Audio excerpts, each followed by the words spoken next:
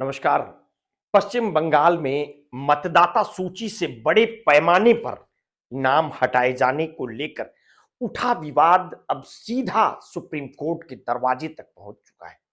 सवाल यह है कि क्यों चुनाव से ठीक पहले लाखों वोटरों के नाम सूची से हटाए जा रहे हैं, कैसे ये प्रक्रिया अपनाई गई और इससे लोकतंत्र पर क्या असर पड़ेगा। इसी मुद्दे पर बुधवार को शीर्ष अदालत में लंबी और संवेदनशील सुनवाई हुई, जिसमें पश्चिम बंगाल की मुख्यमंत्री ममता बनर्जी स्वयं मौजूद रही और चुनाव आयोग की कार्यप्रणाली पर गंभीर आरोप भी उन्होंने लगाए हैं। ममता बनर्जी ने अदालत में कहा कि वो किसी राजनीतिक लड़ाई के लिए नहीं, बल्कि न्याय की उम्मीद लेकर सुप्रीम कोर्ट आई है। उनका कहना था कि चुनाव आयोग को उन्होंने 6 पत्र लिखे हैं, तमाम तथ्य और उदाहरण उन्होंने प्रस्तुत किए, लेकिन किसी एक पत्र का भी जवाब उन्हें नहीं दिया गया। उन्होंने आरोप लगाया कि चुनाव से ठीक पहले पश्चिम बंगाल को विशेष रूप से निशाना बनाया जा रहा है और राज्य में बड़ी संख्या में मतदाताओं के नाम वोटर लिस्ट से हटाए जा रहे हैं, काटे जा रहे हैं। जब ममता बनर्जी खुद अपनी बात रखने लगी तो चीफ जस्टिस ऑफ इंडिया ने उन्हें यह कहते हुए रोका कि उनकी ओर से वरिष्ठ अधिवक्ता कपिल सिब्बल, गोपाल और श्याम दीवान पहले ही अदालत के सामने सभी दलीलें रख चुके हैं। सीजीआई ने साफ किया कि अदालत को राज्य की चिंताओं का पूरा संज्ञान है और पश्चिम बंगाल सरकार की ओर से देश के सर्वश्रेष्ठ वकील इस मामले में प्रतिनिधित्व कर रहे हैं।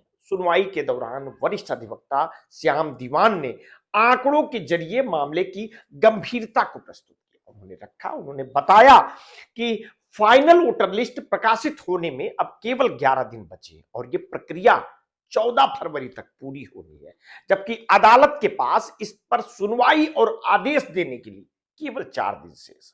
उन्होंने कहा कि राज्य में करीब 32 लाख ऐसे मतदाता हैं जिन्हें अनमैप्ड बताया गया है और लगभग 3.26 करोड़ नामों में लॉजिकल डिस्क्रिपेंसी दर्ज की गई है, जो कुल मतदाताओं का करीब 20% है।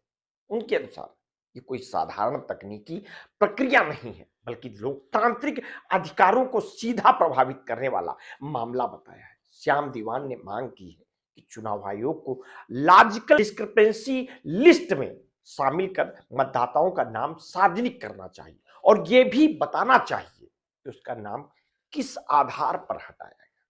उन्होंने कहा कि कई मामलों में सिर्फ नाम, उम्र और लिंग दर्ज है, लेकिन यह नहीं बताया गया कि मतदाता को सूची से बाहर क्यों किया गया। लोगों को यह जानने का पूरा अधिकार है कि वे वोटर लिस्ट में क्यों नहीं है। इस पर सीजीआई ने कहा है कि अदालत को यह जानकारी दी गई है कि यह प्रक्रिया केवल सामान्य सूचना तक सीमित नहीं है, बल्कि संबंधित लोगों को व्यक्तिगत नोटिस भी दिए जा रहे हैं।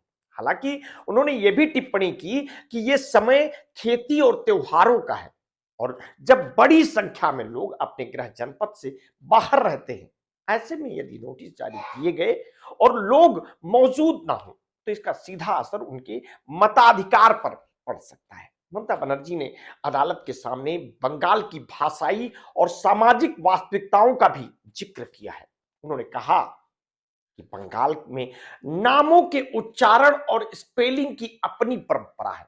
राय, दत्ता, गांगुली जैसे उपनाम अलग अलग तरीकों से लिखे जाते हैं। उन्होंने रविन्द्रनाथ टैगोर के नाम की स्पेलिंग में होने वाले अंतर का उदाहरण देते हुए कहा कि आज एआई आधारित रिकॉर्डिंग और तकनीकी प्रक्रियाओं में इन्हीं भाषा विविधताओं को गलती मानकर असली नागरिकों को बाहर किया जा रहा है। उन्होंने यह भी कहा कि शादी के बाद महिलाओं का सरनेम बदलना या काम के कारण पता बदलना सामान्य सामाजिक प्रक्रिया है, लेकिन इन्हें मिसमैच या लॉजिकल डिस्क्रिपेंसी बताकर नाम काट दिया जा रहा है।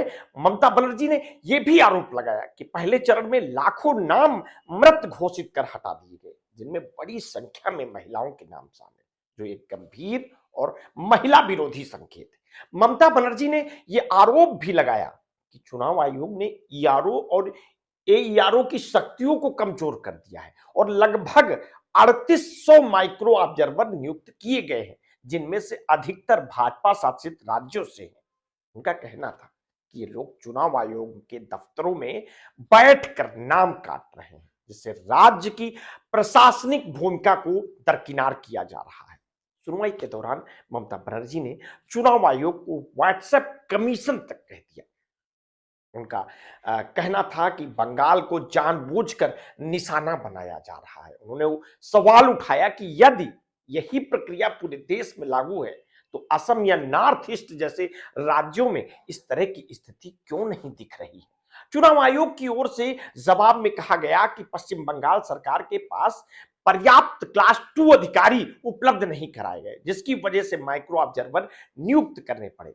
सॉलिसिटर जनरल ने अदालत को यह भी बताया कि आयोग के प्रति जिस तरह के आरोप लगाए जा रहे हैं उसमें स्पष्ट शत्रुता झलकती है। सीबीआई ने स्पष्ट शब्दों में कहा कि अदालत का उद्देश्य किसी संस्था को कटघरे में खड़ा करना नहीं, बल्कि ये सुनिश्चित करना है कि कोई भी योग्य नागरिक मतदाता सूची से बाहर न रह जाए। उन्होंने ये भी कहा कि केवल 3 ही आधार ऐसे हो सकते हैं जिन पर नाम हटाने पर सामान्यतः आपत्ति नहीं होगी। दोष सिद्ध व्यक्ति, राज्य या देश से बाहर जा चुके लोग और गैर नागरिक। इसके अलावा किसी भी तकनीकी या भाषाई कारण से किसी वास्तविक नागरिक का नाम हटना एक गंभीर संवैधानिक समस्या है। सुनवाई के अंत में सुप्रीम कोर्ट ने मामले की अगली सुनवाई सोमवार को तय की है।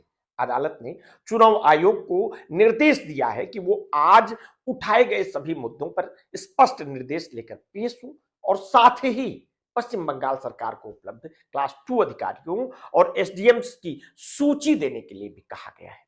जाते जाते ममता बनर्जी ने अदालत से विनम्र अपील की है, कृपया लोकतंत्र को बचाइए। अदालत ने यह संकेत दिया है कि यह मामला सिर्फ प्रशासनिक प्रक्रिया का बिल्कुल नहीं है, बल्कि नागरिक अधिकारों और लोकतांत्रिक भरोसे से जुड़ा हुआ है। अब अगली तारीख का इंतजार है। मिलते हैं आगे की अपडेटों के साथ। आपने अगर अभी तक हमारे इस चैनल को सब्सक्राइब नहीं किया तो तत्काल कर लीजिए। बेल आइकन दबाना बिल्कुल ना भूलिए। अपने स्वास्थ्य के प्रति सचेत रहिए, सजग रहिए, अपना ध्यान रखिए। बहुत बहुत धन्यवाद। साधुवाद।